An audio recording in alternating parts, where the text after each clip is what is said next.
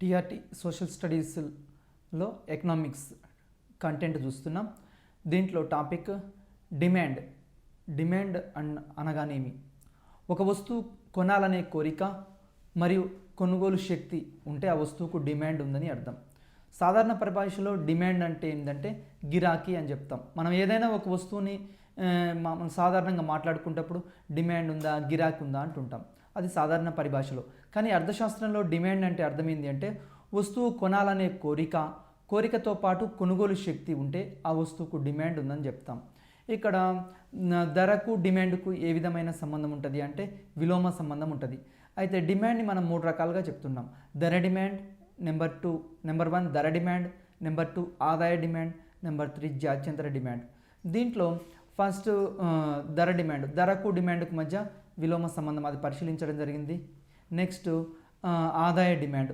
ఆదాయ డిమాండ్ అంటే ఏంటంటే వినియోగదారుని యొక్క ఆదాయం పెరిగితే వస్తువు యొక్క డిమాండ్లో ఏ విధమైన మార్పులు వస్తాయి దాన్ని పరిశీలించేది ఇక్కడ ఆదాయ డిమాండ్. ఫర్ ఎగ్జాంపుల్, వినియోగదారుని యొక్క ఆదాయం పెరిగితే వస్తువు యొక్క డిమాండ్ పెరుగుతుంది. ఆదాయం తగ్గితే వస్తువు డిమాండ్ తగ్గుతుంది. ఈ రెండింటికి మధ్య ఏ సంబంధం ఉంటుంది? అనులోమ సంబంధం ఉంటుంది. ఎగ్జామినేషన్ పాయింట్ ఆఫ్ వ్యూలో మనకు ఎట్లా అడుగుతాడు అంటే ధరకు డిమాండ్కు ఏ విధమైన సంబంధం ఉంటుంది అంటాడు. ధరకు డిమాండ్కు మధ్య విలోమ సంబంధం ఉంటుంది, అది నెంబర్ 1. నెంబర్ 2 నెక్స్ట్ ఇక్కడ ధరకు ఆదాయానికి మధ్య ఏ విధమైన సంబంధం ఉంటుంది అంటే ఒకవేళ ఆదాయం పెరిగింది అనుకోండి, ఆదాయం పెరిగితే డిమాండ్ పెరుగుతుంది, ఆదాయం తగ్గితే డిమాండ్ తగ్గుతుంది. ఫర్ ఎగ్జాంపుల్, ఇక్కడ డిమాండ్ని ఆదాయ డిమాండ్లో సాధారణ మేల్ రకం వస్తువుల గురించి పరిశీలిద్దాం. ఆదాయాలు పెరిగితే మేల్ రకం లేదా సాధారణ వస్తువులకు డిమాండ్ పెరుగుతుంది. ఇది ధనాత్మక సంబంధం లేదా ప్రత్యక్ష సంబంధం ఉంటుంది. ఎగ్జామినేషన్ పాయింట్ ఆఫ్ వ్యూలో చాలాసార్లు అడిగాడు డిబేట్. ఆదాయం పెరిగితే ఇక్కడ వస్తువులు కూడా చూడాలి, మేల్ రకం వస్తువుల సాధారణ వస్తువుల. మన ఎగ్జామినేషన్ పాయింట్ ఆఫ్ వ్యూలో కన్ఫ్యూజ్ చేస్తాడు. ఆదాయం పెరిగితే మేల్ రకం వస్తువులు లేదా సాధారణ వస్తువుల విషయంలో డిమాండ్ ఏమవుతుంది? పెరుగుతుంది. ఆదాయం తగ్గితే ఏమవుతుంది? ఆదాయం తగ్గితే సాధారణ వస్తువులు లేదా మేల్ రకం వస్తువుల విషయంలో డిమాండ్ తగ్గుతుంది. ఆదాయానికి డిమాండ్కు మధ్య ఇక్కడ అనులోమ సంబంధం ఉంటుంది, లేదా ధనాత్మక సంబంధం ఉంటుంది, లేదా ప్రత్యక్ష సంబంధం ఉంటుంది. ఎగ్జామినేషన్లో వెరీ వెరీ ఇంపార్టెంట్, ఎట్లా అడిగినా ఒకటే. ఆదాయానికి ఇక్కడ డిమాండ్కు మధ్య ధనాత్మక సంబంధం ఉంటుంది, ప్రత్యక్ష సంబంధం ఉంటుంది, లేకుంటే అనులోమ సంబంధం ఉంటుంది. ఏ వర్డ్ అయినా యూజ్ చేయవచ్చు. నెక్స్ట్ పటంలో చూద్దాం. వస్తువు యొక్క డిమాండ్ని ఓఎక్స్ అక్షం మీద, ఇది మేల్ రకపు వస్తువుల విషయంలో. రెండవది ఆదాయాన్ని దేని మీద తీసుకుందాం? ఓవై అక్షం మీద తీసుకుందాం. ఓఎక్స్ అక్షం మీద వస్తువు యొక్క డిమాండ్ని, ఓవై అక్షం మీద ఆదాయంను తీసుకోవడం జరిగింది. ఇక్కడ పటంలో ఆదాయం ఓఎం నుండి, వినియోగదారుని ఆదాయం ఓఎం నుండి ఓఎం1కు పెరిగితే మేల్ రకం వస్తువుల యొక్క డిమాండ్ ఏమైంది? ఓఎన్ నుండి ఓఎన్1 వరకు డిమాండ్ పెరిగింది. అంటే ఆదాయము ఓఎం నుండి ఓఎం1కు పెరిగితే, ఎం నుండి ఎం1కు పెరిగితే డిమాండ్ ఏమైంది? ఓఎన్ నుండి ఓఎన్1 వరకు పెరిగింది. మేల్ రకం వస్తువుల విషయంలో ఆదాయం పెరిగితే డిమాండ్ పెరిగింది. ఇక్కడ చూడండి, ఆదాయం ఎం నుండి ఎం1 వరకు పెరిగింది, డిమాండ్ కూడా ఏమైంది? ఎన్ నుండి ఎన్1 వరకు పెరిగింది. ఇక్కడ ఆదాయానికి డిమాండ్కు మధ్య అనులోమ సంబంధం ఉంది, లేదా ప్రత్యక్ష సంబంధం ఉంది, లేదా అనులోమ సంబంధం ఉంది. ఈ విధంగా ఎగ్జామినేషన్ పాయింట్ ఆఫ్ వ్యూలో అడుగుతాడు. నెక్స్ట్, ఇది ధనాత్మక డిమాండ్ రేఖ అంటాం. దీన్ని ఏమంటాము?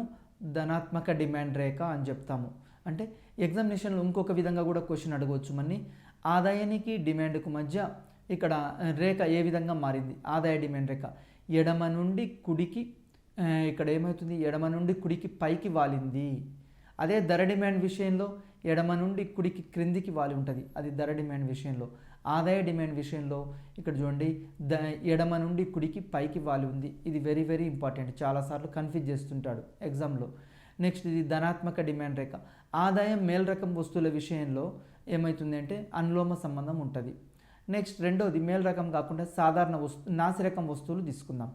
నాసిరకం వస్తువుల విషయంలో ఆదాయం పెరిగితే డిమాండ్ తగ్గుతుంది, ఆదాయం తగ్గితే డిమాండ్ పెరుగుతుంది. ఇది నాసిరకం వస్తువుల విషయంలో. నాసిరకం వస్తువులు అంటే ఎగ్జాంపుల్ మనము నూకలు, రాగులు, జొన్నలు, సజ్జలు వీటిని జనరల్గా తీసుకుంటుంటాం. ఇట్లాంటి వస్తువుల విషయంలో చూద్దాం. ఆదాయం పెరిగితే డిమాండ్ తగ్గుతుంది, ఆదాయం తగ్గితే డిమాండ్ పెరుగును. ఇక్కడ విలోమ సంబంధం ఉంటుంది.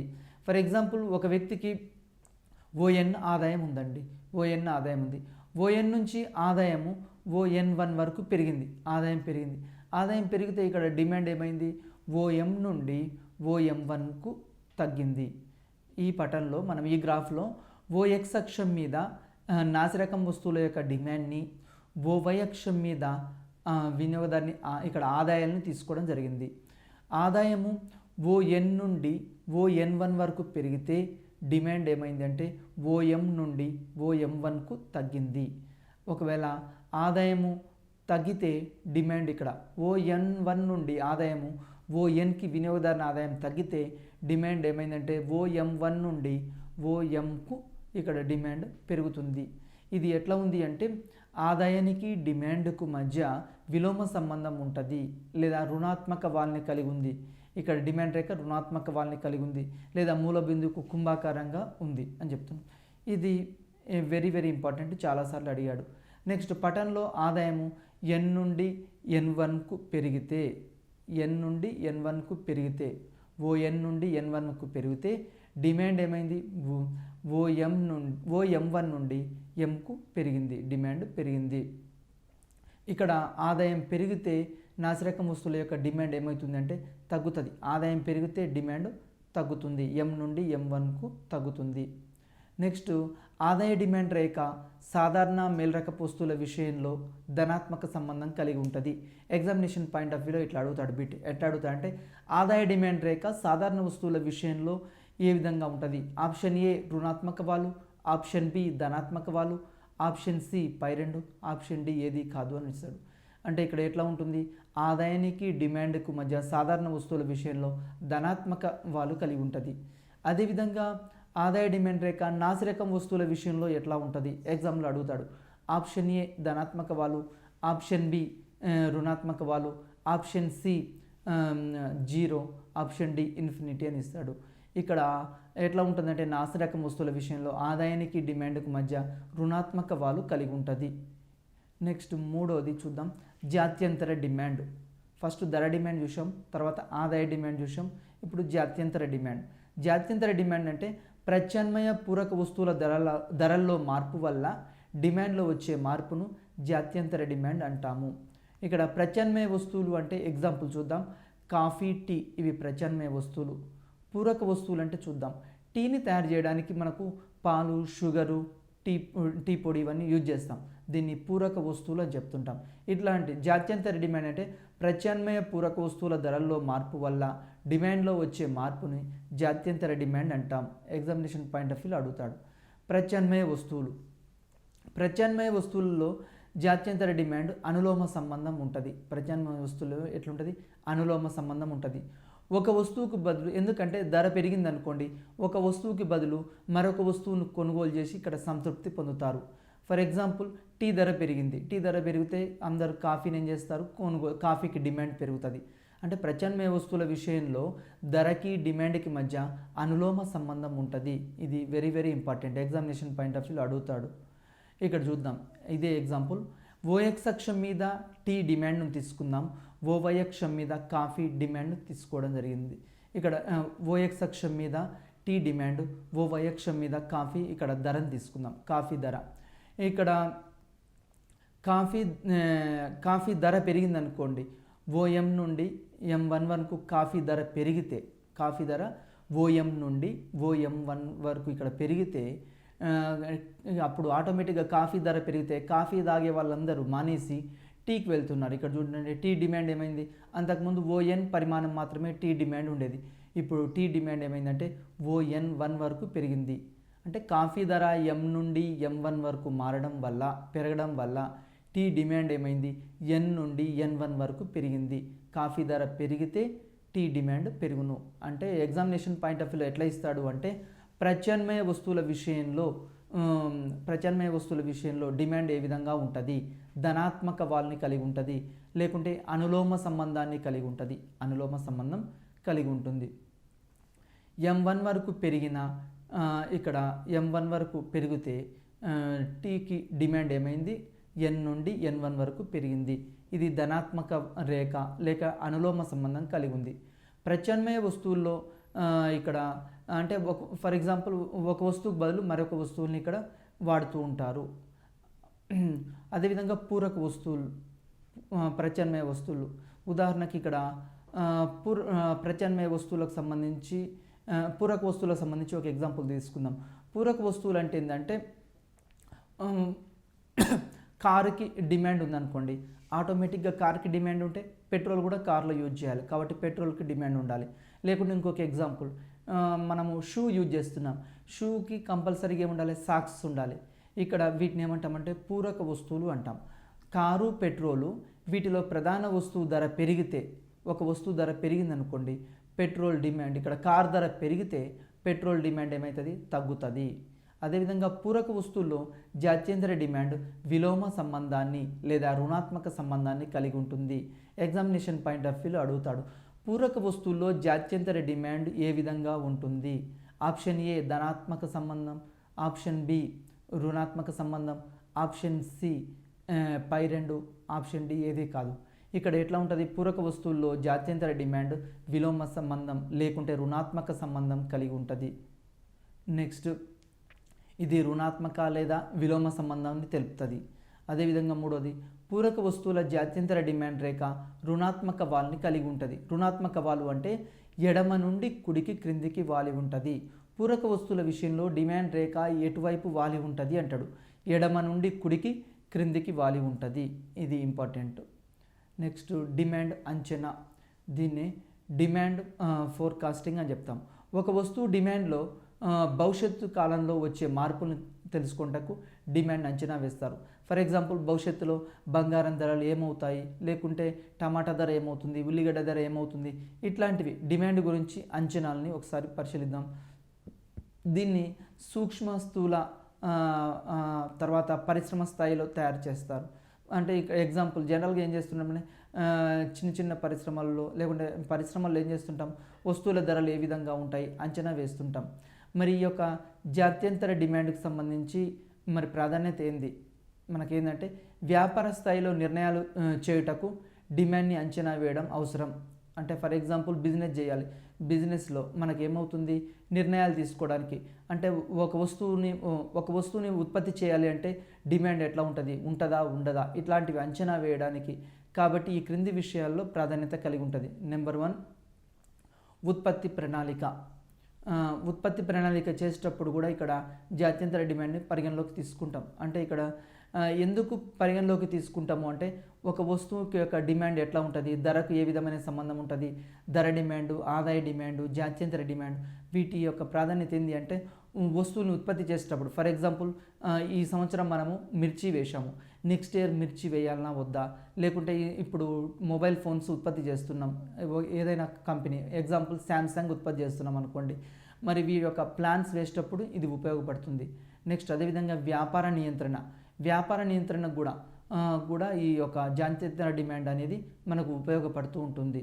నెక్స్ట్, అదేవిధంగా ఇన్వెంటరీల నియంత్రణ, నెక్స్ట్ అమ్మకాల అంచనా, ఇట్లాంటి అమ్మకాలని సేల్స్ పెంచుకోవడము, తగ్గించుకోవడము, వస్తువుల ధరలు ఎట్లా ఉన్నాయి, వస్తువుల ధరకు డిమాండ్కి ఏ విధమైన సంబంధం ఉంది, ధరకు ఆదాయానికి ఏ విధమైన సంబంధం ఉంది, తర్వాత జాత్యంతర డిమాండ్ ప్రత్యామ్నాయ వస్తువులు పూరక వస్తువుల విషయంలో ఎట్లా ఉంది, ఇట్లాంటివి మనం అన్ని క్యాలిక్యులేషన్ చేసుకొని అమ్మకాలు పెంచాలన్నా. ఫర్ ఎగ్జాంపుల్, రిలయన్స్ కంపెనీ ఉంది, రిలయన్స్ కంపెనీ తన యొక్క ప్రొడక్ట్స్ ఉత్పత్తి చేసేటప్పుడు ఏం ఆలోచిస్తుంది, సేల్స్ ఏ విధంగా ఉంది, ధర ఎట్లా ఉంది, ఆదాయం, అంటే ఇక్కడ ధర డిమాండ్ని, ఆదాయ డిమాండ్, జాత్యంతర డిమాండ్, వీటన్నిటిని ఇక్కడ పరిగణలోకి తీసుకుంటుంటారు.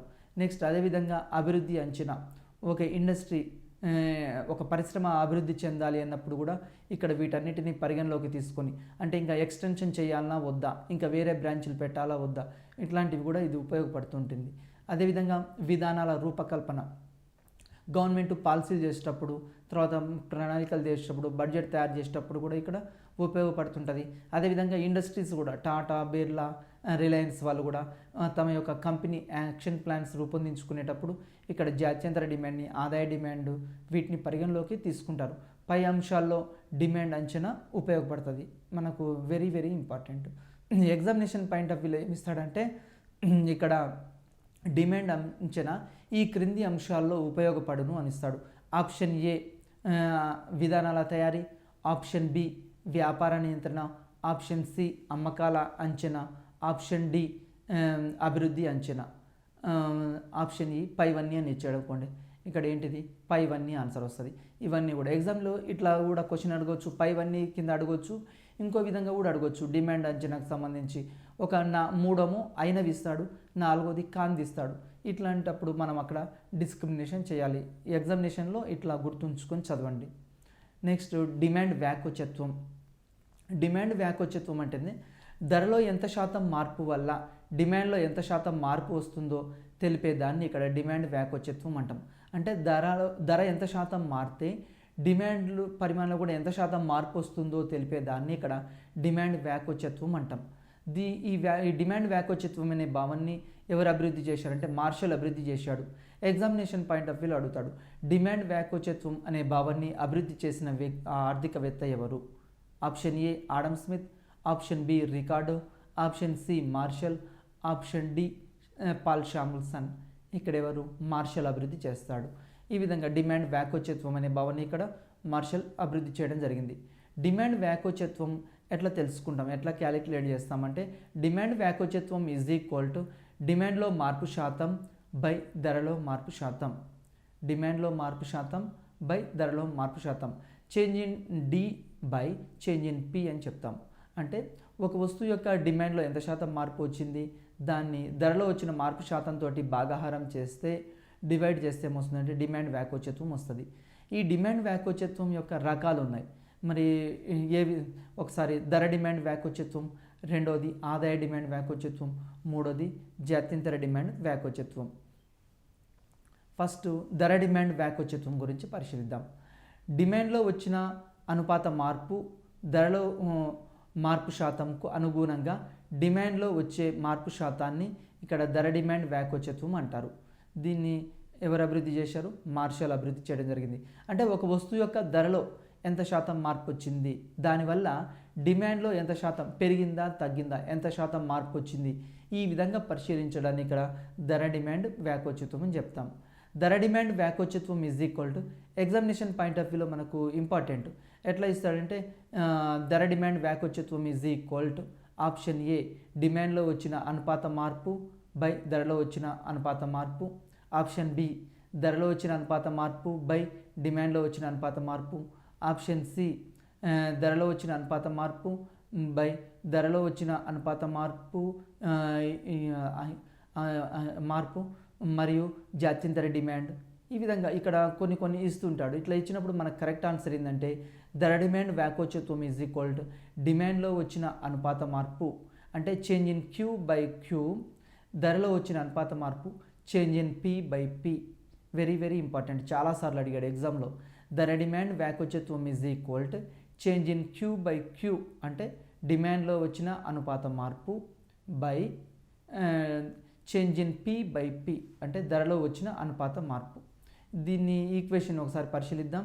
ధర డిమాండ్ వ్యాకోచత్వం is equal to change in Q by Q divided change in P by P, that is equal to change in Q by change in P, దాన్ని ఇక్కడ తీసుకొచ్చాం, ఇంటూ పి బై క్యూ.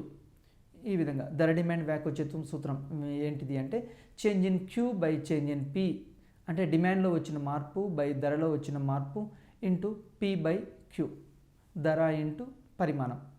ఇది very very important. రెండవది ఆదాయ demand వ్యాకోచత్వం.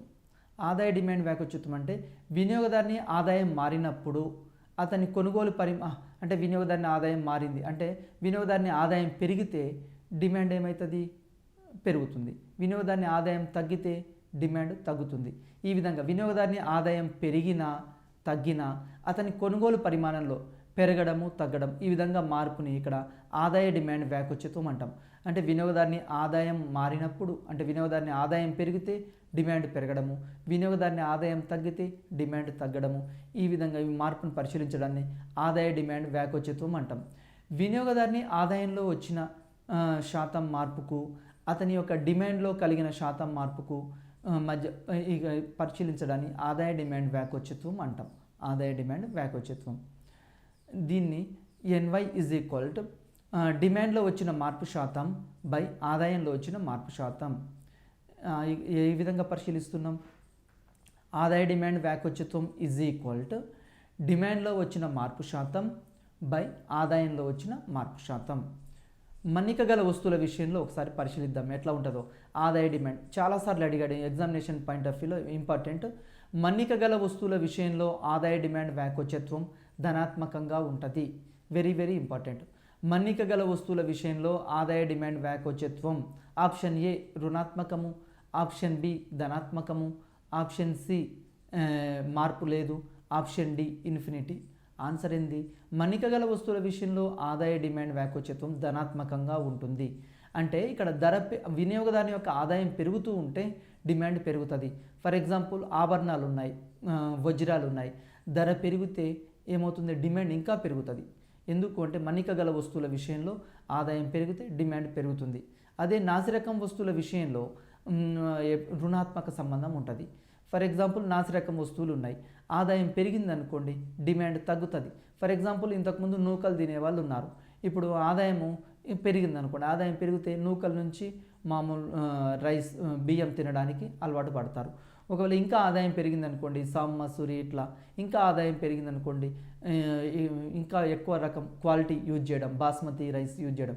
అంటే నాసిరకం వస్తువుల విషయంలో ఆదాయం పెరిగితే డిమాండ్ తగ్గుతుంది. అదే మామూలు మన్నిక గల వస్తువుల విషయంలో ఆదాయం పెరిగితే డిమాండ్ పెరుగుతుంది. అంటే మన్నిక గల వస్తువుల విషయంలో ఆదాయం పెరిగితే ఆదాయానికి డిమాండ్కి ఇక్కడ ధనాత్మక సంబంధం ఉంటుంది. ఆదాయం పెరిగితే డిమాండ్ పెరుగుతుంది మన్నిక గల వస్తువుల విషయంలో. నాసిరకం వస్తువుల విషయంలో ఏమవుతుందంటే ఆదాయం పెరిగితే డిమాండ్ తగ్గుతుంది. అదేవిధంగా ఆదాయం పెరిగితే డిమాండ్ తగ్గుతుంది, ఆదాయం తగ్గితే డిమాండ్ పెరుగుతుంది, రుణాత్మక సంబంధం ఉంటుంది. వినియోగదారుని ఆదాయంలో వచ్చిన శాతం మార్పుకు అతని డిమాండ్లో కలిగిన శాతం మార్పుకు ఆదాయ డిమాండ్ వ్యాకోచిత్వం తెలియజేస్తుంది. ఇక్కడ ఎన్సి ఈజ్ ఈక్వల్ టు ఆదాయ డిమాండ్ వ్యాకోచిత్వం ఈజ్ ఈక్వల్ టు డిమాండ్లో వచ్చిన నెక్స్ట్ ఇంకోటి జాత్యంతర డిమాండ్. జాత్యంతర డిమాండ్ని ఒకసారి పరిశీలిద్దాం. జాత్యంతర డిమాండ్ వ్యాకోచత్వం పూరక వస్తువుల విషయంలో రుణాత్మకంగాను, ప్రత్యామ్నాయ వస్తువుల విషయంలో ధనాత్మకంగాను ఉంటుంది. జాత్యంతర డిమాండ్ ఎట్లా ఉంటుంది? జాత్యంతర డిమాండ్ వ్యాకోచత్వం ఈజ్ ఈక్వల్ టు డిమాండ్లో వచ్చిన మార్పు శాతం బై ప్రత్యామ్నాయ లేదా పూరక వస్తువుల ధరల్లో వచ్చిన మార్పు శాతం. ఇది వేస్తే ఏమవుతుంది? జాత్యంతర డిమాండ్ వ్యాకోచత్వం వస్తుంది.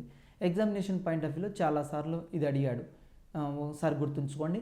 జాత్యంతర డిమాండ్ వ్యాకోచత్వం ఈజ్ ఈక్వల్ టు డిమాండ్లో వచ్చిన మార్పు శాతం బై ప్రత్యామ్నాయ లేదా పూరక వస్తువుల ధరల్లో వచ్చిన మార్పు శాతం. జాత్యంతర డిమాండ్ వ్యాకోచత్వం ఎగ్జామ్లో ఎట్లా క్వశ్చన్ అడగవచ్చు అంటే జాత్యంతర డిమాండ్ వ్యాకోచత్వం పూరక వస్తువుల విషయంలో ఏ విధంగా ఉంటుంది? ఆప్షన్ ఏ ధనాత్మకం, ఆప్షన్ బి రుణాత్మకం అని ఇస్తాడు. ఇక్కడ కరెక్ట్ ఆన్సర్ ఏంటంటే పూరక వస్తువుల విషయంలో జాత్యంతర డిమాండ్ ఎట్లా ఉంటుంది అంటే రుణాత్మకంగా ఉంటుంది. అదే ప్రత్యామ్నాయ వస్తువుల విషయంలో జాత్యంతర డిమాండ్ ఎట్లా ఉంటుందంటే ధనాత్మకంగా ఉంటుంది. ధర డిమాండ్ వ్యాకోచత్వం రకాలు. ధర డిమాండ్ వ్యాకోచత్వం రకాలను ఒకసారి పరిశీలిద్దాం. నవ్య సాంప్రదాయ ఆర్థికవేత్త మార్షల్ ధర డిమాండ్ వ్యాకోచత్వాన్ని అభివృద్ధి చేశాడు. ఇతడు ధర డిమాండ్ వ్యాకోచత్వాన్ని అభివృద్ధి చేసింది ఎవరు అని అడగవచ్చు. ఎవరు? మార్షల్. ధర డిమాండ్ వ్యాకోచత్వంను 5 రకాలుగా వర్గీకరించవచ్చు. ఇక్కడ వ్యాకోచత్వం ధరకు డిమాండ్కు పరిమాణంలో వచ్చిన మార్పుని ఆధారంగా చేసుకొని వ్యాకోచత్వాన్ని 5 రకాలుగా వర్గీకరించారు. నేను చూద్దాం ఈ పట్టికలో. ఫస్ట్ కాలంలో ధర మార్పు శాతం, అదేవిధంగా డిమాండ్ మార్పు శాతం, నెక్స్ట్ అదేవిధంగా ఆదాయ డిమాండ్ వ్యాకోచత్వం రకం, ధర మార్పు వల్ల డిమాండ్లో మార్పు. ఫస్ట్ ధరలో మార్పు శాతం 5% ఉందనుకోండి, 5%. డిమాండ్లో కూడా 5% మార్పు ఉందనుకోండి, దాన్ని ఏమంటామంటే ఏకత్వ వ్యాకోచత్వం అంటాం. అంటే రెండు ఈక్వల్గా ఉన్నాయి, ధరలో మార్పు శాతము డిమాండ్లో మార్పు శాతం రెండు 5% ఉంది, దాన్ని ఏకత్వ వ్యాకోచ డిమాండ్ అంటాం. అంటే ఇది దేనికి సమానం అంటే 1కి సమానం, రెండిట్లలో 1%. ఇది వెరీ వెరీ ఇంపార్టెంట్, ఎగ్జామ్లో అడుగుతాడు. నెక్స్ట్ అదేవిధంగా ధరలో మార్పు శాతం 5% ఉందనుకోండి, డిమాండ్లో ధరలో 5% మారితే డిమాండ్ ఏమైందంటే 6% పెరిగింది, 6%కి పెరిగింది. అండ్ దీన్ని ఏమంటామంటే సాపేక్ష వ్యాకోచ డిమాండ్ అంటాం. అంటే ధరలో వచ్చిన మార్పు శాతం కన్నా డిమాండ్లో మార్పు శాతం ఒకటి కన్నా ఎక్కువగా ఉంటే గ్రేటర్ దెన్ 1 ఉంటే అప్పుడు దాన్ని సాపేక్ష వ్యాకోచం అంటాం. ధరలో మార్పు శాతం కన్నా డిమాండ్లో మార్పు శాతం గ్రేటర్ దెన్ 1 ఉంటే ఎక్కువగా ఉంటే దాన్ని సాపేక్ష వ్యాకోచత్వం అంటాం. ఒకవేళ ధరలో మార్పు శాతం ధరలో 5% మారింది ధరలో, కానీ డిమాండ్ 4% మారింది అనుకోండి, అప్పుడు లెస్ దెన్ 1 ఉంటే ధరలో మార్పు శాతం కన్నా డిమాండ్లో మార్పు శాతం లెస్ దెన్ 1 ఉంటే తక్కువ వ్యాకోచం ఉంటే దాన్ని సాపేక్ష అవ్యాకోచ డిమాండ్ అంటాం. నెక్స్ట్ అదేవిధంగా ధరలో 5% మారింది ధర, డిమాండ్ మాత్రం ఏం మారలేదు 0%గా ఉంది, అప్పుడు దాన్ని ఏమంటామంటే పూర్తి అవ్యాకోచ డిమాండ్ అంటాం. దీన్ని శూన్యం, ధరలో మార్పు శాతం ఎంత శూన్యం. అదేవిధంగా ధరలో 5% మార్పు వచ్చింది, ధరలో 5% మార్పు వస్తే డిమాండ్లో అనంతమైన మార్పు వచ్చింది అనుకోండి, డిమాండ్లో అనంతమైన మార్పు వచ్చింది ఇన్ఫినిటీ అనుకోండి, అప్పుడు అనంతమైన మార్పు వస్తే ఇక్కడ ఏమవుతుందంటే దీన్ని లెక్కించలేం ఇన్ఫినిటీ మార్పు. అట్లాంటప్పుడు దీన్ని పూర్తి వ్యాకోచమైన డిమాండ్ అంటాం. దీన్ని పూర్తి వ్యాకోచమైన డిమాండ్. ఇక్కడ డిమాండ్ పరిమాణంలో మార్పు అనంతం ఇన్ఫినిటీ అని చెప్తాం. ఇది very very important. Examination point of వ్యూలో ఎట్లా క్వశ్చన్ ఇస్తాడంటే ఏకత్వ వ్యాకోచత్వం is equal to option A 1 కంటే ఎక్కువ, ఆప్షన్ బి 1 కంటే తక్కువ, ఆప్షన్ సి శూన్యం, ఆప్షన్ డి 1. మరి ఆన్సర్ ఏంది? ఏకత్వ వ్యాకోచ డిమాండ్ 1కి సమానంగా ఉంటుంది. లేకుంటే ఇంకో విధంగా కూడా అడగవచ్చు, పూర్తి అవ్యాకోచ డిమాండ్లో మార్పు శాతం ఎట్లా ఉంటుంది అంటాడు. Option A greater than 1, option B less than 1, option C equal 1, option D 0 ఇచ్చాడు అనుకోండి. పూర్తి అవ్యాకోచమైన డిమాండ్ ఇక్కడ ఏంటిది? శూన్యం. ఈ విధంగా ఎగ్జామినేషన్లో మనకు అడగడానికి అవకాశం ఉంది. డిమాండ్ వ్యాకోచత్వం రకాలను పటం ద్వారా వివరించవచ్చు. ఇంతకుముందు మనం పట్టిక రూపంలో చూడడం జరిగింది. ఇక్కడ పట్టిక రూపంలో ఉంది. ఈ పట్టిక రూపంలో ఉన్న దీన్ని మనం ఇప్పుడు గ్రాఫ్ రూపంలో పరిశీలించవచ్చు. ఎగ్జామినేషన్ పాయింట్ ఆఫ్ వ్యూలో ఒక గ్రాఫ్ ఇచ్చి కూడా అడగవచ్చు. మనని చాలాసార్లు అడిగాడు. ఒక గ్రాఫ్ ఇస్తాడు, అది ఏ రకమైన వ్యాకోచత్వం అని అడుగుతాడు. ఏకత్వ వ్యాకోచ డిమాండ్ ధర మార్పు వల్ల డిమాండ్లో సమాన మార్పులు వస్తే దాన్ని ఏకత్వ వ్యాకోచ డిమాండ్ అంటాం. ఇక్కడ చూద్దాం ఏకత్వ వ్యాకోచ డిమాండ్. ఓఎక్స్ అక్షం మీద డిమాండ్ని తీసుకుందామండి. ఒక వస్తువు యొక్క డిమాండ్ ఓఎక్స్ అక్షం మీద తీసుకుందాం. ఓవై అక్షం మీద ఏం తీసుకుందాము అంటే ధర తీసుకుందాం. ఓఎక్స్ అక్షం మీద డిమాండ్ని, ఓవై అక్షం మీద ధరను తీసుకుందాం. ఇక్కడ ధర ఏమైంది అంటే ఓపీ నుండి ఓపీ1కు పెరిగింది. ధర ఓపీ నుండి ఓపీ1కు పెరిగింది. ధర పెరిగితే డిమాండ్ ఏమైంది అంటే ఓక్యూ1 నుండి డిమాండ్ ఓక్యూకు తగ్గింది. ధర ఓపీ నుండి ఓపీ1కు పెరిగితే ధరలో మార్పు, అక్కడ చేంజ్ ఇన్ పి చూడండి, పి నుండి పి1కు చేంజ్ ఇన్ పి మారితే డిమాండ్ ఏమైంది అంటే ఓక్యూ1 నుండి ఓక్యూకు తగ్గింది. చేంజ్ ఇన్ డి క్యూ1 క్యూ అది చేంజ్ ఇన్ డి అంటే ధరలో మార్పు శాతము, డిమాండ్లో మార్పు శాతం. పి1 అని పటంలో ధర మార్పు పి1, అదేవిధంగా డిమాండ్ మార్పు క్యూ1 డిమాండ్ మార్పు. ఈ రెండు సమానంగా ఉన్నాయి, ఈక్వల్గా ఉన్నాయి. కాబట్టి దీన్ని ఏమంటామంటే ఏకత్వ వ్యాకోచత్వం అంటాం. Change in P is equal to change in D, ఈ రెండు ఈక్వల్గా ఉన్నాయి. కాబట్టి దీని ఈజ్ ఈక్వల్ టు వ్యాకోచత్వం ఎంత అంటే ఈజ్ ఈక్వల్ టు 1. దీన్ని ఏకత్వ వ్యాకోచత్వం అంటాం.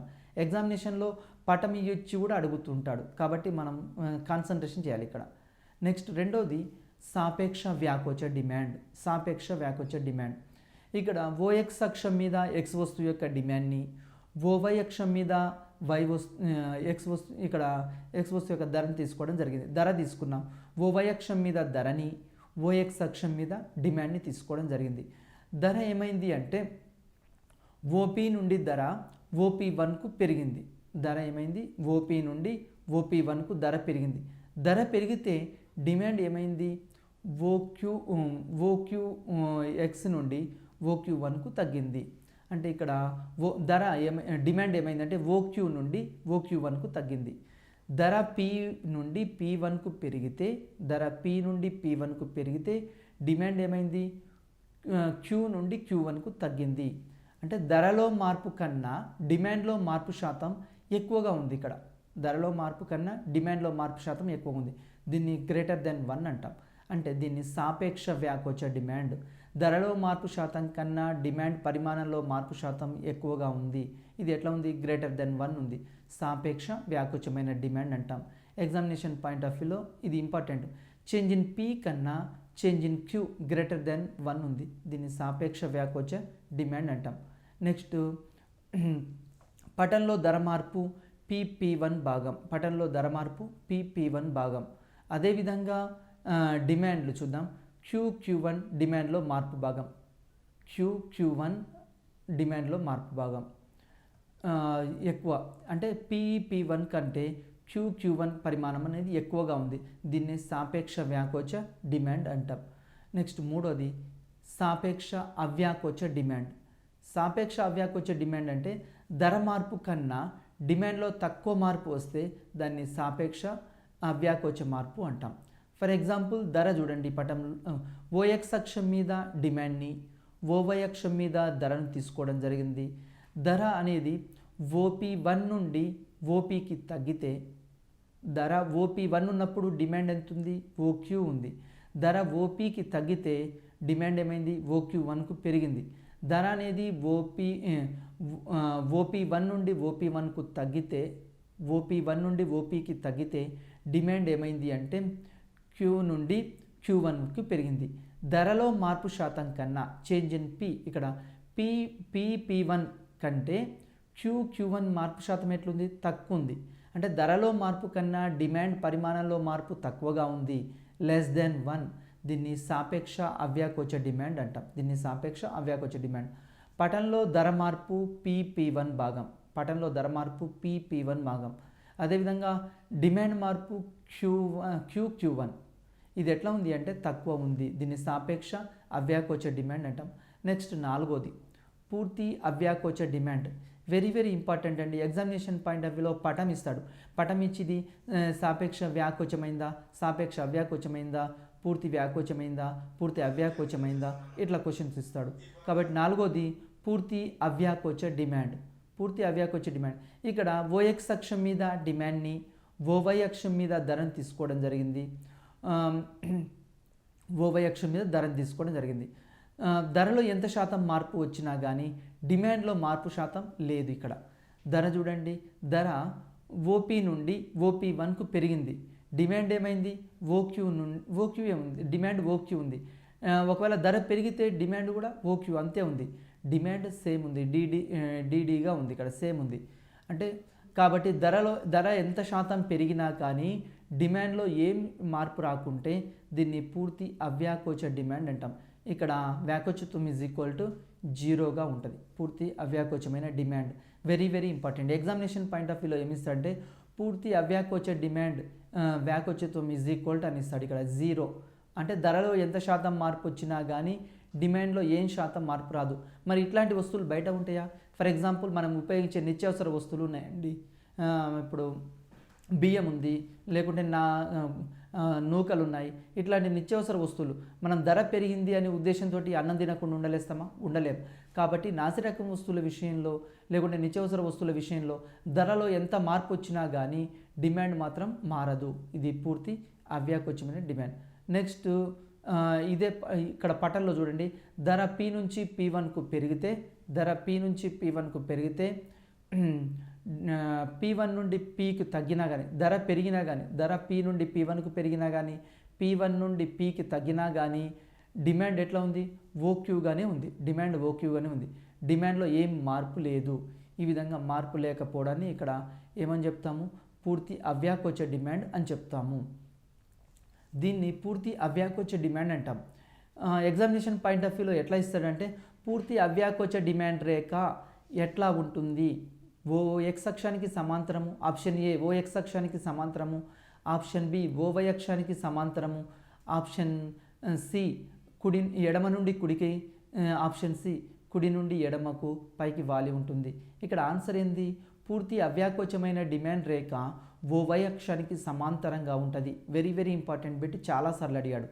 పూర్తి అవ్యాకోచమైన డిమాండ్ రేఖ ఏ విధంగా ఉంటుంది? OY అక్షానికి సమాంతరంగా ఉంటుంది. OY అక్షానికి సమాంతరంగా ఉంటుంది. ఇక్కడ చూడండి, పూర్తి అవ్యాకోచమైన డిమాండ్ రేఖ ఎట్లా ఉంది? ఓవై అక్షానికి సమాంతరంగా ఉంది. Very very important bit. పూర్తి అవ్యాకోచమైన డిమాండ్ రేఖ ఎలా ఉంటుంది? ఓవై అక్షానికి సమాంతరంగా ఉంటుంది. నెక్స్ట్ పూర్తి వ్యాకోచమైన డిమాండ్. ధరలో ఏ కొద్ది శాతం మార్పు వచ్చినా కానీ డిమాండ్లో అనంతమైన మార్పు వచ్చింది అనుకోండి, దాన్ని పూర్తి వ్యాకోచమైన డిమాండ్ అంటాం. ధర కొద్దిగా మారినా కానీ డిమాండ్లో అనంతమైన మార్పు వస్తుంది. పటంలో ఇక్కడ ఓఎక్స్ అక్షం మీద డిమాండ్ని, ఓవై అక్షం మీద ధరని తీసుకోవడం జరిగింది.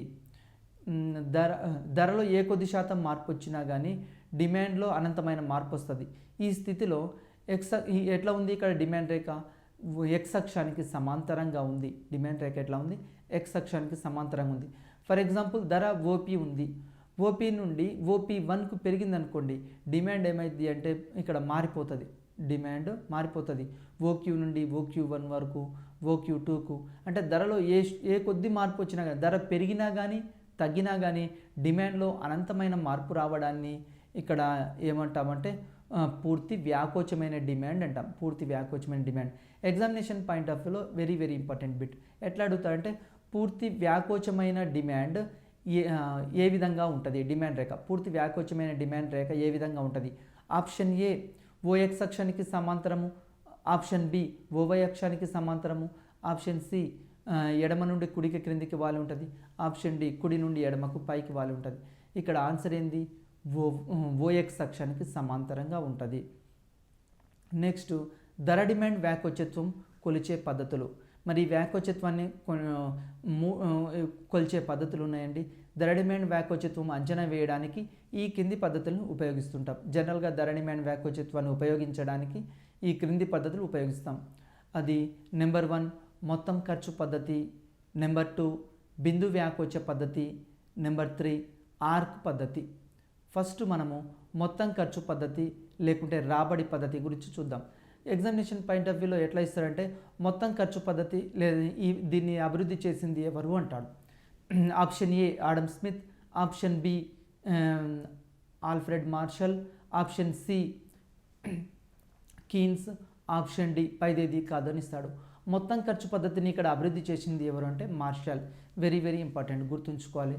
నెక్స్ట్ ధర మార్పు వల్ల వ్యయంలో ఏ విధంగా అయినా ప్రభావం చూపునో దాన్ని బట్టి ఇక్కడ వ్యాకోచత్వం నిర్ణయిస్తారు.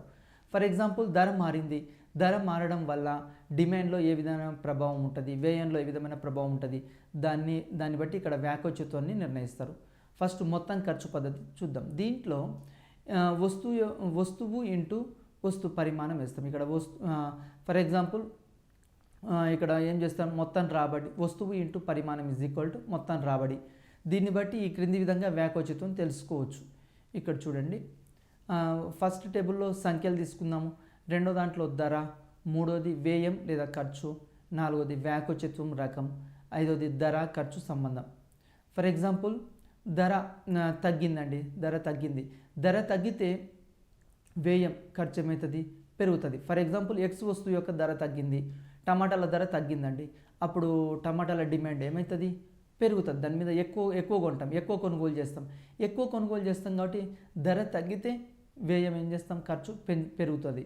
ఈ వ్యాకోచత్వ రకం ఏమిటంటే వ్యాకోచ డిమాండ్ అంటాం. ఇక్కడ ధరకి డిమాండ్కి ఏ సంబంధం ఉంది? విలోమ సంబంధం ఉంది.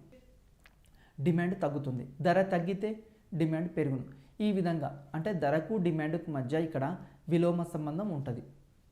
ఒకవేళ ధర పెరిగినా తగ్గినా కానీ డిమాండ్లో ఏ విధమైన మార్పు లేదనుకోండి, దాన్ని ఏకత్వ వ్యాకోచత్వ డిమాండ్ అంటాం.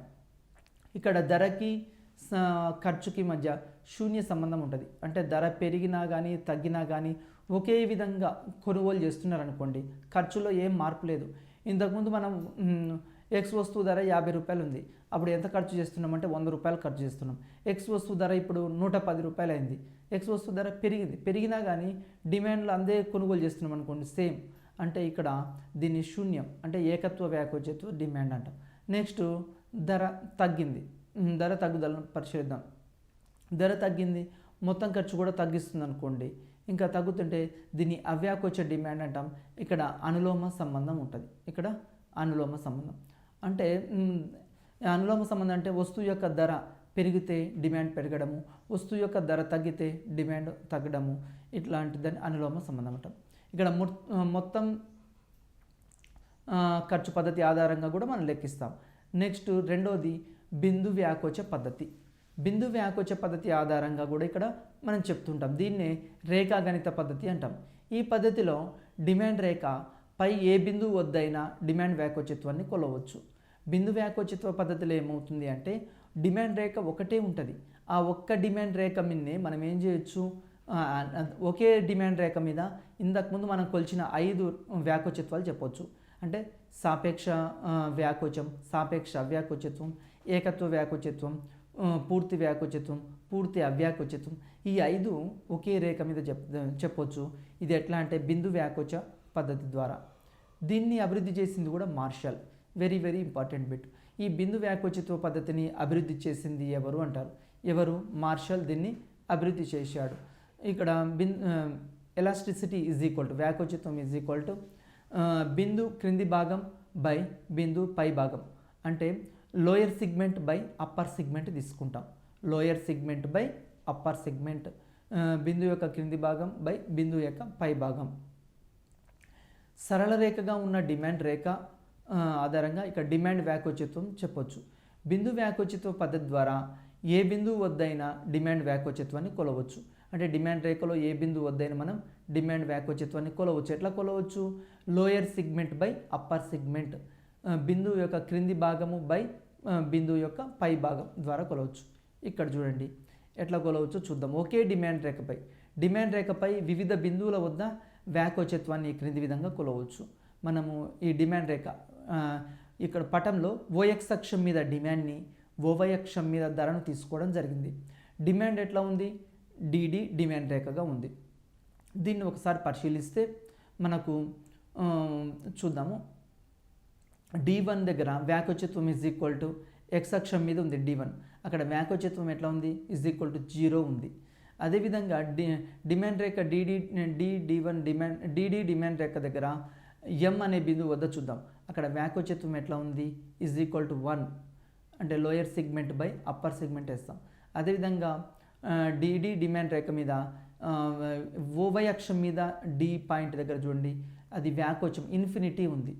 అక్కడ డిమాండ్లో ధరలో ఏ కొద్ది శాతం మార్పు వచ్చినా కానీ డిమాండ్లో అనంతమైన మార్పు వస్తుంది. ఇక్కడ చూద్దాం ఒకసారి. D1M is equal to MD, వ్యాకోచత్వం is equal to 1. D1M is equal to అంటే లోయర్ సిగ్మెంట్. ఇక్కడ లోయర్ సిగ్మెంట్ ఏంది? D1M బై ఇక్కడ ఏం తీసుకుంటున్నాం? DM పై భాగం తీసుకుంటున్నాం. లోయర్ ఏకత్వ వ్యాకోచత్వాన్ని పరిశీలించేటప్పుడు D1M ఇది lower segment by upper segment DM, upper segment DM. ఇట్లాంటప్పుడు ఇక్కడ వ్యాకోచత్వం ఈజ్ ఈక్వల్ టు 1. అంటే క్రింది భాగము పై భాగం ఎట్లా ఉంది? ఈక్వల్గా ఉంది. చూడండి M నుండి Dకి ఎంత మారిందో D నుంచి M కూడా అంతే మారింది, ఈక్వల్గా మారింది, 1కి సమానం. D1M is equal to MD, వ్యాకోచత్వం ఈజ్ ఈక్వల్ టు 1. అదేవిధంగా D1M greater than MD, D1M greater than MD, D1M greater than MD. ఇక్కడ దీన్ని ఇక్కడ ఏమైందంటే ఇది గ్రేటర్ దాన్ ఉంది కాబట్టి D1M గ్రేటర్ దాన్ MD. ఇది వ్యాకోచత్వం గ్రేటర్ దాన్ 1 అంటే 1 కంటే ఎక్కువ. దీన్ని సాపేక్ష వ్యాకోచమైన అని చెప్తాం. నెక్స్ట్ మూడోది తీసుకోండి. D1M less than MD, D1M less than MD. దీన్ని సాపేక్ష అవ్యాకోచమైన డిమాండ్ అంటాం. ఇక్కడ వ్యాకోచత్వం 1 కంటే తక్కువ ఉంది. నెక్స్ట్ సరళ రేఖగా ఉన్న డిమాండ్ రేఖ డిమాండ్ వ్యాకోచత్వం చూద్దాం. ఇది బిందు వ్యాకోచ పద్ధతి ద్వారా ఏ బిందువు వద్దైనా వ్యాకోచత్వాన్ని మనం కొలవచ్చు అని చెప్తున్నాం. ఈ సరళ రేఖ మీద ఎక్కడైనా బిందు వ్యాకోచత్వ పద్ధతిని ఉపయోగించి మనం డిమాండ్ని కొలవచ్చు. Next D1M is equal to 0 ఉన్నప్పుడు వ్యాకోచత్వం ఏమవుతుందంటే 0గా ఉంటుంది. దీన్ని పూర్తి అవ్యాకోచ డిమాండ్ అంటాం. పూర్తి అవ్యాకోచ D1M ఇక్కడ చూడండి, వ్యాకోచత్వం ఈజ్ ఈక్వల్ టు 0, ఇది ఎక్స్ అక్షం మీద ఉంది, ఇది పూర్తి అవ్యాకోచ డిమాండ్ అని చెప్తున్నాం. నెక్స్ట్ అదేవిధంగా MD ఈజ్ ఈక్వల్ టు 0, ఇక్కడ వ్యాకోచత్వము పూర్తి అవ్యాకోచం. ఎండి అంటే ఓవై అక్షం మీద ఉన్నది. ఈ ఓవై అక్షం మీద ఉంది కాబట్టి ఇది పూర్తి అవ్యాకోచమైన డిమాండ్. అంటే ధరలో ఏ విధమైన మార్పు వచ్చినా కానీ డిమాండ్లో ఏ విధమైన మార్పు లేకుంటే దాన్ని పూర్తి అవ్యాకోచమైన డిమాండ్ అంటాం. పూర్తి ధరలో ఏ విధమైన మార్పు వచ్చినా కానీ డిమాండ్లో అనంతమైన మార్పు వస్తే దాన్ని పూర్తి అవ్యాకోచమైన డిమాండ్ అంటాం. ఒకవేళ పూర్తి వ్యాకోచమైన డిమాండ్ అనుకోండి, ధరలో ఏ కొద్ది శాతం ధర ఎంత పెరిగినా కానీ డిమాండ్లో ఏ విధమైన మార్పు ఉండదు, దాన్ని పూర్తి వ్యాకోచం. దీని ఆధారంగా మనం ఇక్కడ చూద్దాం. డిమాండ్ రేఖ వక్రరేఖగా ఉంటే అదే సూత్రంతో ఇక్కడ వ్యాకోచత్వం కొలుస్తాం. ఏ విధంగా కొలుస్తామో ఒకసారి పరిశీలిద్దాం. ఓఎక్స్ అక్షం మీద డిమాండ్ని, ఓవై అక్షం మీద ధరని తీసుకోవడం జరిగింది. మనకు వక్రరేఖగా ఇంతకుముందు సరళ రేఖగా ఉన్నప్పుడు మనం డిమాండ్ రేఖను కొలిచినాం. ఇప్పుడు వక్రరేఖగా ఉన్నప్పుడు కూడా కొలవచ్చు. డిడి డిమాండ్ రేఖ వక్రరేఖగా ఉంది. వక్రరేఖగా డిడి డిమాండ్ రేఖ ఉన్నప్పుడు దానికి ఏం చేస్తున్నామంటే ఇంకో మొత్తం ఇక్కడ ఏబి అనే ఒక రేఖ గీసాం. ఇక్కడ పి బిందువు వద్ద ఖండించింది. దీంతో ఇక్కడ వ్యాకోచత్వాన్ని కొలవడం జరుగుతుంది. పటంలో పి బిందువు వద్ద వ్యాకోచత్వం స్పర్శరేఖ ఏముంది, ఏబిగా గీయడం జరిగింది. పి బిందువు వద్ద స్పర్శరేఖ గీయడం జరిగింది, ఏబిగా గీయడం జరిగింది స్పర్శరేఖని. పి వద్ద వ్యాకోచత్వం is equal to PB by A, అంటే lower segment by upper segment. Lower segment ఏంది పిబి బై అప్పర్ సిగ్మెంట్ ఏంది పిఏ, ఇక్కడ కొలవడం జరిగింది. మూడోది ఆర్క్ పద్ధతి. డిమాండ్ రేఖపై ఒక బిందువు వద్ద కాక ఒక భాగం లేదా రెండు బిందువుల మధ్య భాగం ధర డిమాండ్ వ్యాకోచత్వాన్ని తెలుసుకోవడానికి ఆర్క్ వ్యాకోచత్వ పద్ధతిని ఉపయోగిస్తాం. ఇక్కడ ఏమంటుందంటే డిమాండ్ రేఖలో ఒక బిందువు వద్ద కాకుండా ఒక భాగం వద్ద, లేకుంటే రెండు బిందువుల వద్ద, లేకుంటే మధ్య భాగం వద్ద ఎక్కడైనా వ్యాకోచత్వాన్ని కొలడానికి ఆర్క్ పద్ధతిని ఉపయోగిస్తాం. దీన్నే సగటు వ్యాకోచత్వం అని కూడా అంటారు. ఆర్క్ పద్ధతి వ్యాకోచత్వం సూత్రం is equal to examination point of వ్యూలో అడుగుతాడు. ఆర్క్ వ్యాకోచత్వ పద్ధతి సూత్రం డిమాండ్లో మార్పు బై పాత డిమాండ్ ప్లస్ కొత్త డిమాండ్ డివైడెడ్ డిమాండ్లో మార్పు బై పాత డిమాండ్ ప్లస్ కొత్తది. ఇక్కడ ధరలో మార్పుని తీసుకుంటాం. ఈ విధంగా మనం తీసుకుంటాం. ఇక్కడ చూడండి, డిమాండ్లో మార్పు బై పాత డిమాండ్ ప్లస్ పాత డిమాండ్ ప్లస్ కొత్త డిమాండ్. నెక్స్ట్ డివైడెడ్ ధరలో మార్పు బై పాత ధర ప్లస్ కొత్త ధర తీసుకోవడం జరుగుతుంది. అంటే దీన్ని ఆర్క్ పద్ధతిలో డిమాండ్లో మార్పు బై ధరలో మార్పు, దీన్ని క్యూ మైనస్ Q1 బై ధరలో మార్పు P మైనస్ P1 డివైడెడ్, ఇక్కడ ఏం తీసుకున్నాము, పాత ధర ప్లస్ కొత్త ధర, పాత డిమాండ్ ప్లస్ కొత్త డిమాండ్. దీన్ని Q minus Q1 by P minus P1 into ఇక్కడ ధరలు తీసుకుంటున్నాం. ఇంతకుముందు P minus P1 by Q minus Q1. దీన్ని ఏం చెప్తాము అంటే change in D by P, change in D by change in P divided change in P అంటే P1 plus P2 divided P2 Q plus Q1 plus Q plus Q1గా తీసుకోవడం జరుగుతుంది. ధర demand వ్యాకోచత్వం యొక్క ప్రాధాన్యత ఏంది? మరి ఎగ్జామినేషన్ పాయింట్ ఆఫ్ వ్యూలో మనకు ఎట్లా అడుగుతాడు, ఓన్లీ సూత్రాలు అడుగుతాడు, వాటిని మనం గుర్తుంచుకుంటే అయిపోతుంది. బిందు వ్యాకోచత్వ సూత్రము, తర్వాత ఆర్క్ వ్యాకోచత్వ సూత్రము, మొత్తం ఖర్చు పద్ధతి, నెక్స్ట్ ధర డిమాండ్ వ్యాకోచత్వం యొక్క ప్రాధాన్యత ఏంది? మరి ప్రాధాన్యత ఒకసారి పరిశీలిద్దాం. ప్రాధాన్యత ఏంది అంటే వివిధ ఆర్థిక సమస్యల్ని అర్థం చేసుకోవడానికి వ్యాకోచత్వ భావన ఎంతో ఉపయోగపడుతుంది.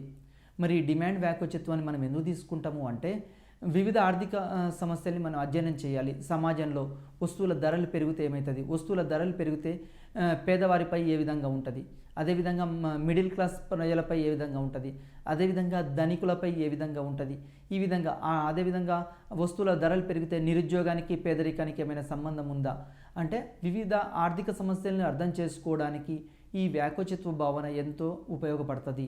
వ్యాకోచత్వ భావనకు ప్రాధాన్యత కలదు. మరి ఎగ్జామినేషన్ పాయింట్ ఆఫ్ వ్యూలో మనకు చాలాసార్లు ఇస్తాడు, ధర డిమాండ్ వ్యాకోచత్వం యొక్క ప్రాధాన్యతను చెప్పండి అని ఇస్తుంటాడు. ఎగ్జామినేషన్ పాయింట్ ఆఫ్ వ్యూలో ఒకసారి చూద్దాం.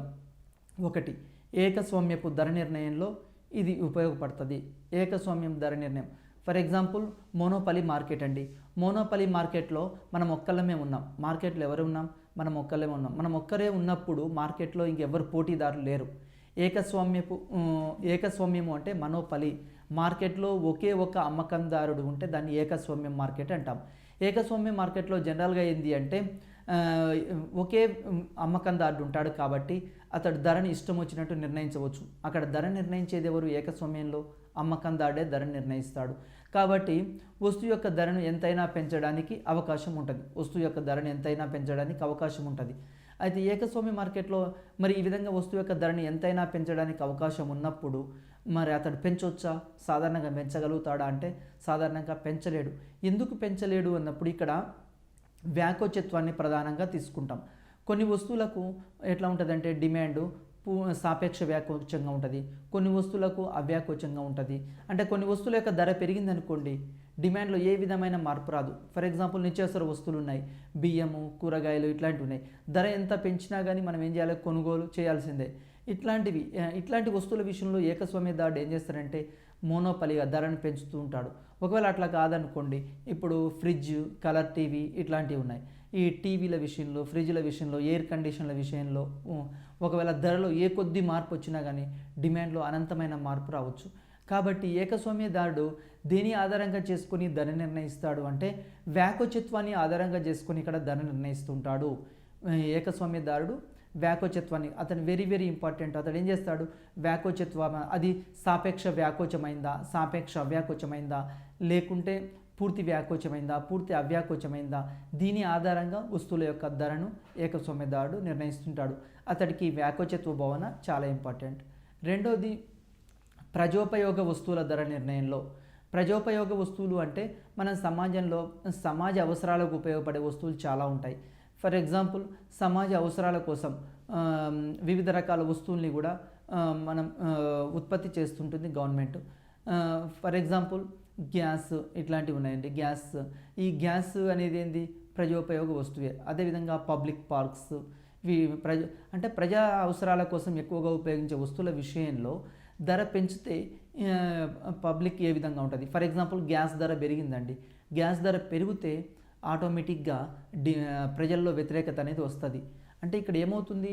ప్రజోపయోగ వస్తువుల విషయంలో ధరని ఏ విధంగా డిసైడ్ చేయాలి అనేటప్పుడు ఏది ఉపయోగపడుతుంది అంటే ఇక్కడ వ్యాకోచత్వ భావన ఉపయోగపడుతుంది. అంటే ప్రభుత్వం ఇష్టం వచ్చినట్లు ఇక్కడ గ్యాస్ ధరలు, పెట్రోల్ ధరలు ఈ విధంగా పెంచితే అది ఎట్లా ఉంటుంది అంటే సమాజంపై ప్రభావం అంచనా మరి పెంచొచ్చా పెంచకూడదా అనడానికి ఏం ఉపయోగపడుతుంది? ఇక్కడ వ్యాకోచత్వ భావన ఉపయోగపడుతుంది. అంటే అది సాపేక్ష వ్యాకోచమైందా, అవ్యాకోచమైందా, లేకుంటే పూర్తి వ్యాకోచమైందా, ఏకత్వ వ్యాకోచమైందా, ఈ విధంగా ప్రజోపయోగ వస్తువుల విషయంలో ధరలు ఏ విధంగా నిర్ణయించాలి అనడానికి వ్యాకోచత్వ భావన ఉపయోగపడుతుంది. నెక్స్ట్ మూడోది ఉమ్మడి వస్తువుల ధర నిర్ణయం. ఉమ్మడి వస్తువుల ధర నిర్ణయంలో కూడా మనకి ఇక్కడ ఏమవుతుంది అంటే వ్యాకోచత్వ భావన ఉపయోగపడుతుంది. అంటే ఇది అమ్మకందారులకు, వినియోగదారులకు వ్యాకోచత్వం అనేది ఇంపార్టెంట్. అమ్మకందారులకు అదేవిధంగా ప్రభుత్వము వివిధ సంక్షేమ కార్యక్రమాలు రూపొందిస్తుంటుంది. సంక్షేమ కార్యక్రమాలు రూపొందించేటప్పుడు అదేవిధంగా ప్రభుత్వానికి సంబంధించి ఏదైనా ఆనకట్టలు, బ్రిడ్జిలు ఇట్లాంటివి కట్టినప్పుడు, నెక్స్ట్ అదేవిధంగా ప్రభుత్వం వివిధ రకాల రైల్వేస్ ఉన్నాయి, ఈ ట్రైన్ టికెట్స్ అయినా లేకుంటే బస్ టికెట్స్ అయినా ఇట్లాంటివి పెంచేటప్పుడు ప్రజోపయోగ వస్తువుల విషయంలో కూడా ఈ వ్యాకోచత్వ డిమాండ్ అనేది మనకు చాలా ఇంపార్టెంట్. నెక్స్ట్ అదేవిధంగా వేతనాల నిర్ణయం. వేతనాల్ని పెంచాలన్నా తగ్గించాలన్నా అన్నప్పుడు ఇట్లాంటప్పుడు కూడా మనకు వ్యాకోచత్వ భావన ఉపయోగపడుతుంది. ఫర్ ఎగ్జాంపుల్ వేతనాలు పెంచారనుకోండి, వస్తువుల యొక్క డిమాండ్ పెరిగిందనుకోండి, డిమాండ్ పెరిగితే ఆటోమేటిక్గా అది ఏ ప్రభావం, అది వ్యాకోచత్వమైందా, అవ్యాకోచమైందా, ఈ విధంగా అంటే వేతనాలు పెంచితే సమాజంపై ఏ విధమైన ప్రభావం ఉంటుంది. ఒకవేళ వేతనాలు తగ్గించారనుకోండి, వేతనాలు తగ్గిస్తే ఏమవుతుంది అంటే ఆటోమేటిక్గా మనకు వేతనాలు తగ్గిస్తే ఆర్థిక వ్యవస్థలో ఆర్థిక మాంద్యం ఇంకా పెరగడానికి అవకాశం ఉంటుంది. ఆర్థిక మాంద్యం పెరగడానికి ఇది వేతనాలు తగ్గింపు అనేది మంచిది కాదు అని ఎవరు చెప్పారంటే కీన్స్ అనే ఆర్థికవేత్త చెప్పాడు. 1929లో ప్రపంచవ్యాప్తంగా ఆర్థిక మాంద్యం వచ్చింది. ఆర్థిక మాంద్యం వచ్చినప్పుడు అంతకుముందు ఒక సిద్ధాంతం ఉంది, పీగు వేతన కోత సిద్ధాంతం ఉంది. పీగు ప్రకారం ఆర్థిక వ్యవస్థలో నిరుద్యోగం ప్రబలినప్పుడు ఏం చేయాలి అంటే వేతనాలు తగ్గించి ఆర్థిక వ్యవస్థలో నిరుద్యోగితను అందరికీ ఉద్యోగావకాశాలు కల్పించవచ్చు అని పీగు వేతన కోతన సిద్ధాంతం చెప్తుంది. కానీ 1929లో ఆర్థిక మాంద్యం వచ్చినప్పుడు పీగు వేతన కొత్త సిద్ధాంతం ఇక్కడ పనిచేయలేదు. మరి అప్పుడు ఏమి ఉపయోగపడింది అంటే కీన్స్ దానికి పరిష్కార మార్గంగా చెప్తాడు. వేతన తగ్గింపు అనేది ఇక్కడ ఇంపార్టెంట్ కాదు అని కీన్స్ చెప్పడం జరిగింది. నెక్స్ట్ అదేవిధంగా 5వ అంశం ఇక్కడ అమ్మకాల విధానాలు. వస్తువుల యొక్క సేల్స్ ఏ విధంగా ఉన్నాయి, దీన్ని కూడా వ్యాకోచత్వం ఆధారంగా చేసుకునే వ్యాపారులు తమ యొక్క అమ్మకాలని డిసైడ్ చేస్తారు. మార్కెట్లో సప్లైని పెంచాలా లేకుంటే తగ్గించాలా, దేని ఆధారంగా చేస్తారు? వ్యాకోచత్వం ఆధారంగా. ఫర్ ఎగ్జాంపుల్ ఇది చలికాలం అండి. చలికాలంలో మనం జనరల్గా టీ కాఫీలకు, అదేవిధంగా ఇంకా దేనికి ఉపయోగిస్తుంటాము అంటే టీ కాఫీలతో పాటు స్వెటర్లు ఎక్కువగా యూజ్ చేస్తుంటాము. ఇట్లాంటి వస్తువుల విషయంలో అంటే అమ్మకాల విషయంలో కూడా మనకి ఏం ఉపయోగపడుతుంది అంటే ఇక్కడ అమ్మకాల విధానంలో వ్యాకోచత్వ భావన ఉపయోగపడుతుంది. అదేవిధంగా 6వది ప్రభుత్వ విధానాలు. ప్రభుత్వం రూపొందించే పాలసీలు, ఇది కూడా వ్యాకోచత్వం భావన ఆధారంగా చేసుకొని. ఫర్ ఎగ్జాంపుల్ గవర్నమెంట్ ఒక వస్తువు మీద ట్యాక్స్ విధించాలనుకోండి. ట్యాక్స్ విధించాలి అన్నప్పుడు మరి దాని ప్రభావం ఎట్లా ఉంటుంది, ఆ వస్తువు ఏకత్వ వ్యాకోచమైందా లేకుంటే సాపేక్ష వ్యాకోచమైందా, సాపేక్ష అవ్యాకోచమైందా, పూర్తి వ్యాకోచమైందా, ఇది కూడా ఇంపార్టెంట్. అంటే ప్రభుత్వము వస్తువుల యొక్క పన్నులు విధింపులైనా లేకుంటే ఆనకట్టలు కట్టడమైనా, ధరలు పెంచడమైనా తగ్గించడమైనా, ప్రభుత్వ పాలసీస్ రూపొందించేటప్పుడు ఇక్కడ వ్యాకోచత్వ డిమాండ్ అనేది చాలా యూజ్ఫుల్గా ఉపయోగపడుతుంది. నెక్స్ట్ అదేవిధంగా అంతర్జాతీయ వ్యాపార సమస్యలు, ఇంటర్నేషనల్ ట్రేడ్లో మనకు ఎదురయ్యే సమస్యలు, దానికి కూడా అంతర్జాతీయంగా ఒక వస్తువు యొక్క ధర అది సాపేక్షమైందా పూర్తి అవ్యాకోచమైందా, ఇట్లాంటి వ్యాకోచత్వం ఆధారంగా చేసుకొని మనం ఏం చేయొచ్చు, క్యాష్ చేసుకోవచ్చు డబ్బుల్ని.